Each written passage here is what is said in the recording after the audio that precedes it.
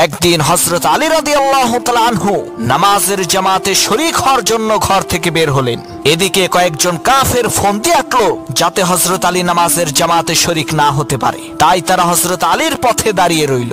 হযরত আলী তাদের কাছে আসলে তারা হযরত আলীকে জিজ্ঞেস করলো, আলী, আমরা তোমার কাছে কিছু জানতে চাই, দয়া করে আমাদেরকে বলবে সেই বিষয় সম্পর্কে? হযরত আলী বলল, কি জানতে চাও বলো। কাফেরেরা বলল, হে আলী, তুমি বলো তো কোন প্রজাতির প্রাণী ডিম দেয় আর কোন প্রজাতির প্রাণীরা বাচ্চা দেয়? সেই কাফেরদের প্রশ্ন শুনে হযরত আলী রাদিয়াল্লাহু তাআলা আনহু সাথে সাথে উত্তর দিলেন, যেই প্রাণীর কান বাহিরে থাকে সেই প্রজাতির প্রাণীরা বাচ্চা দেয়, আর যেই প্রাণীর কান ভেতরে থাকে সেই প্রাণীরা ডিম দেয়। সেই কাফেরেরা লক্ষ্য করে দেখলো কথা তো সত্য। তারা বিস্ময়ে বিমূঢ় হয়ে বলতে লাগলো, সর্বনাশ, আমরা নিজেরাও তো এই প্রশ্নের উত্তর জানি না। হযরত আলী কিভাবে এর নির্ভুল উত্তর দিল?